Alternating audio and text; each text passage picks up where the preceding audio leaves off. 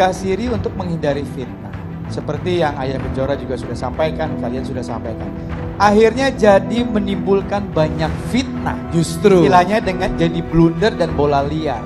Alasan kenapa kita akhirnya memutuskan untuk berubah kita nikah agama dulu, itu adalah bentuk komitmen saya kepada beliau, kepada Bapak, yang mana saat bulan kedua pertemuan kami, Bapak sudah berpesan kepada saya untuk menjaga marwah Dede gitu.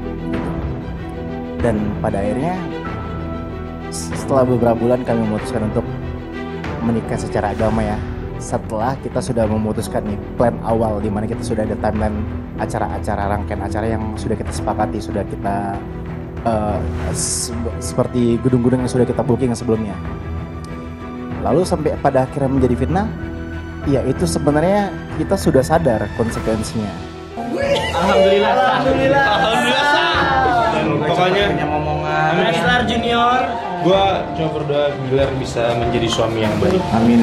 harus bertanggung jawab sebagai laki-laki, bro. Sekarang udah ada Dede, lo harus jaga dia, oke? Pada hari Rabu tanggal 28 September tahun 2022 sekitar pukul 01.51 waktu Indonesia bagian Barat. Ya, kemudian berlanjut lagi kejadian berikutnya pada pagi harinya itu pukul 04.47 waktu Indonesia bagian Barat. Bertempat di Jalan Gaharu 3 nomor 10, Kelurahan Cilandak, Kecamatan Cilandak, Jakarta Selatan. Korban menerangkan bahwa terlapor saudara Muhammad Rizky telah melakukan kekerasan dalam rumah tangga, kemudian dilakukan pemeriksaan dan penetapan tersangka telah kita tetapkan, serta penetapan surat perintah penahanan hari ini juga sudah dikeluarkan oleh Kapolres Metro Jakarta Selatan.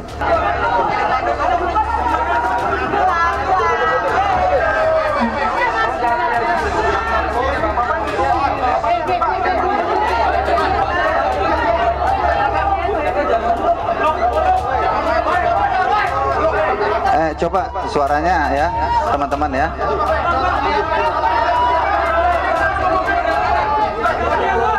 Saya mau mengucapkan terima kasih banyak kepada pihak kepolisian karena begitu cepat menanggapi dari mulai saya melapor sampai prosesnya berjalan dengan lancar, alhamdulillah.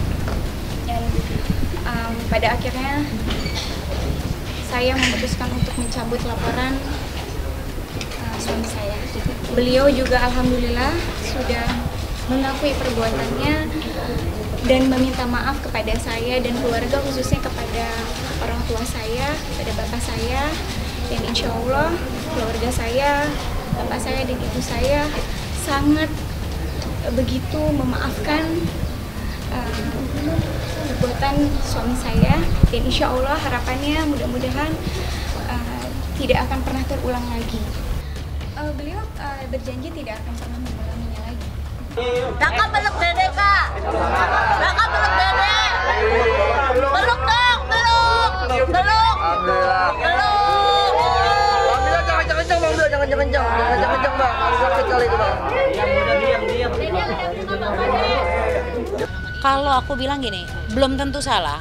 Kita nggak bisa menjudge orang bahwa kalau ada pasangan yang tiba-tiba mau berdamai gitu ya, kita nggak bisa menjudge mereka salah karena mereka punya pertimbangannya sendiri. Tapi yang saya bilang, kan ada faktor konsekuensi dan resikonya ketika memilih atau memutuskan sesuatu hal.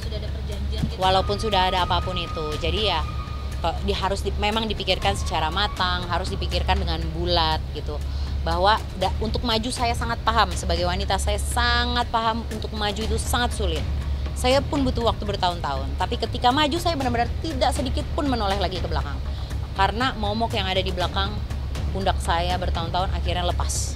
Gitu loh, yang selama ini saya tutup diam sendirian akhirnya lepas. Akhirnya saya bisa menghirup udara segar, bisa maksudnya merasa happy itu tuh dari dalam, dari batin, secara batin gitu. Jadi kalau ngomong soal, tapi kalau misalnya ada pasangan yang lain mereka mau berdamai atau apa ya itu hak-hak mereka aja. Tapi ingat bahwa segala bentuk perubahan karakter, sifat, tabiat seseorang tidak semudah itu dan tidak secepat itu.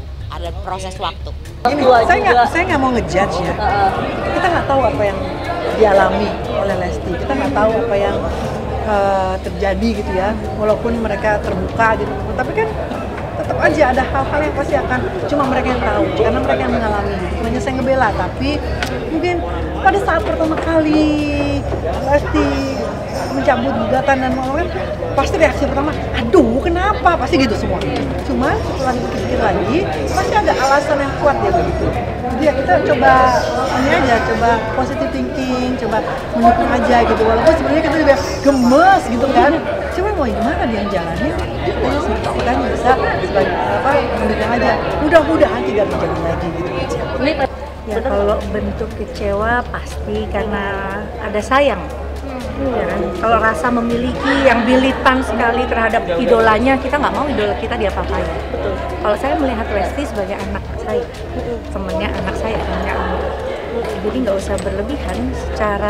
Secara moral saya menghargai bagaimana ayahnya berdiri di samping Lesti untuk memberikan ketulusan.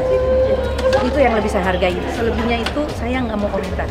Saya hanya menghormati apa yang sudah ayah Lesti ikhlaskan untuk putrinya. Selanjutnya kalian yang bisa mengatur rumah tangga kalian sendiri.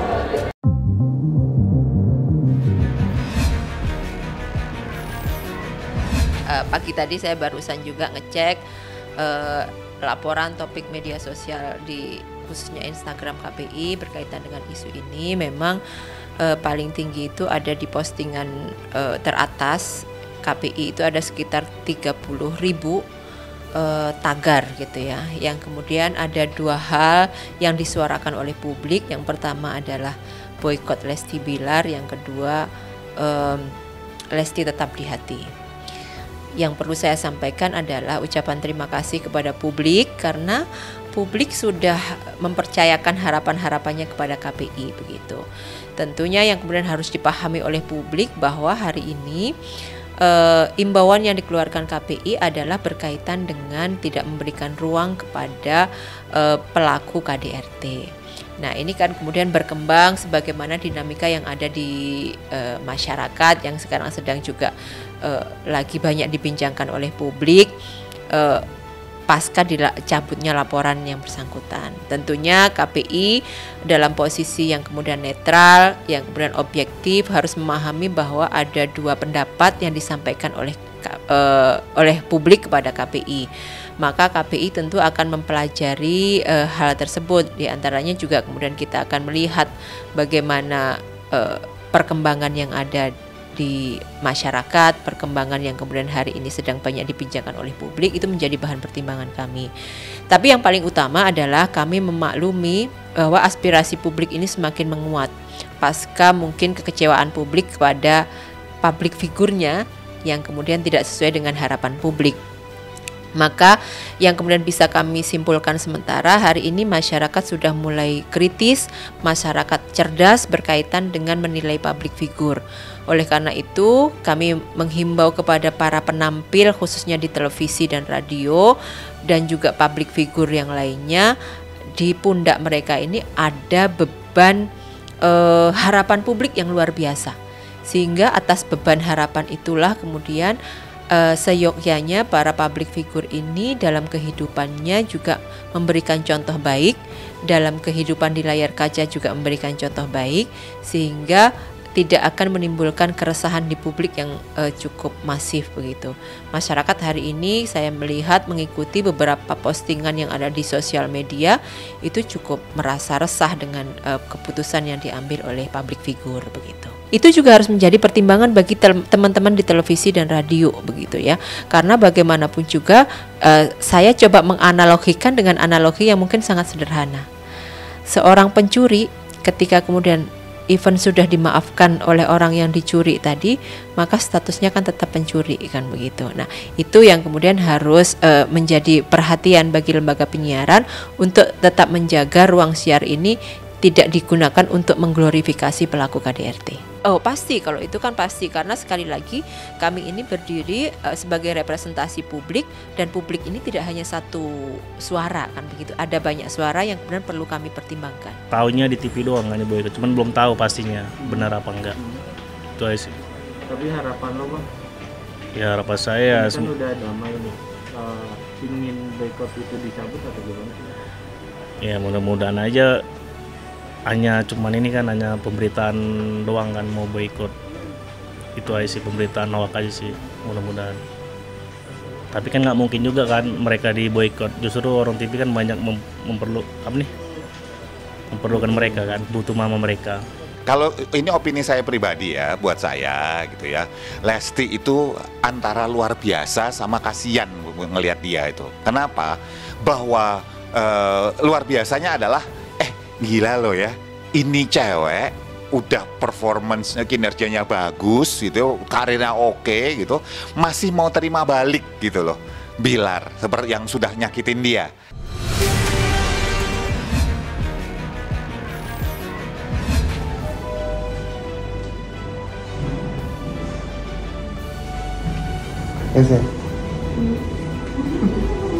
Bismillah.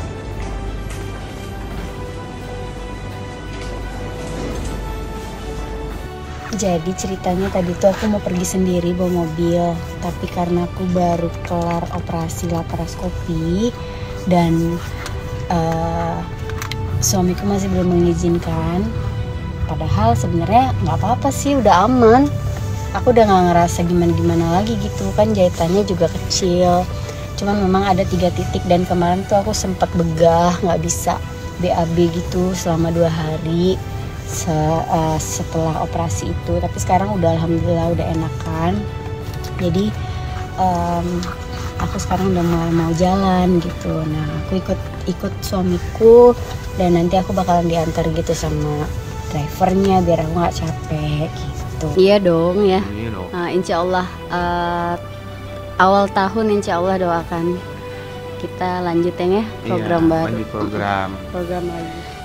Program ke dokter ya, maksudnya gini, program lewat dokter, dokter itu insya Allah mungkin awal tahun depan sudah mulai. Cuman kalau program kita berdua alhamdulillah lanjut terus ya. Iya. Pemirsa. Kebetulan kan prosesnya juga lumayan gitu ya. Jadi alhamdulillah.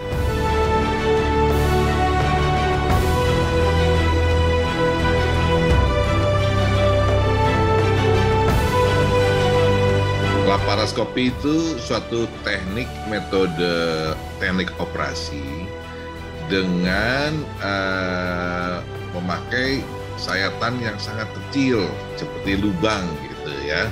Jadi kita buat ada 3 puncture atau paling banyak itu 4 puncture seperti itu untuk kamera. Jadi beda dengan operasi biasa, kita harus membuat sayatan di perut baik horizontal maupun vertikal yang tentunya sangat besar.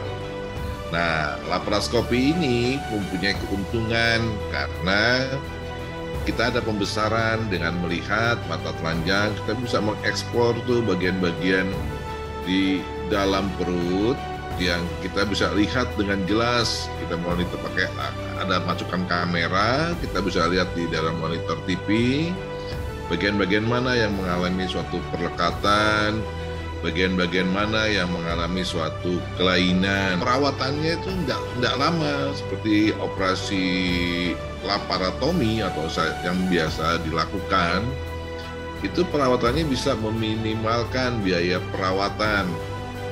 Ya mungkin cuma 1 hari setelah pasca laparoskopi kondisinya bagus, semuanya baik, dia bisa pulang. Dan keuntungan kosmetiknya tentu karena sayatannya kan jadi lebih kecil. Apalagi untuk pasien-pasien yang ingin mendapatkan keturunan, laparoskopi biasanya itu mempunyai nilai tambah yang lebih. Terutama penyebab dari dilakukan operasi laparoskopi tadi kita untuk melihat kondisi rahim, kondisi saluran telurnya, kondisi indung telurnya, apakah ada kista, apakah ada miom di dalam rahimnya, apakah ada pleketan daripada tubanya ada pembesaran, nah itu seperti itu.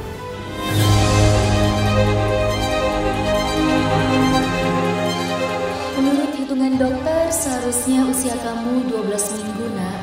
Tapi hasil USG menyatakan usia kamu masih 8 minggu. Sama dengan hasil USG 1 Oktober kemarin. Kata dokter, kamu udah gak berkembang selama 1 bulan. Ami bingung nak, demi Allah bingung. Melihat kondisi yang sekarang, apakah mungkin dengan menunggu lagi masih ada harapan untuk kamu berkembang dan bisa benar-benar Ami miliki? Itulah perasaan terdalam Via Valen yang sempat ia tuangkan dalam postingan sosial media pribadinya. Kita tancap gas aja lah. Mudah-mudahan cepat dikasih sama Allah. Sebanyak-banyaknya biar rame. Mas ini kalau misalnya nanya itu sambil maunya berapa ya? Masa kayak gitu. Udah nikah belum Mas? Belum. Cobain Mas, enak beneran loh. Udah jangan ditunda-tunda, kalau udah ada yang cocok klik langsung aja Mas. Ntar nyesel sampean kalau baru nikah, aduh iya kenapa nggak nikah dari dulu ya gitu. Terus pokoknya intinya doain aja yang terbaik ya.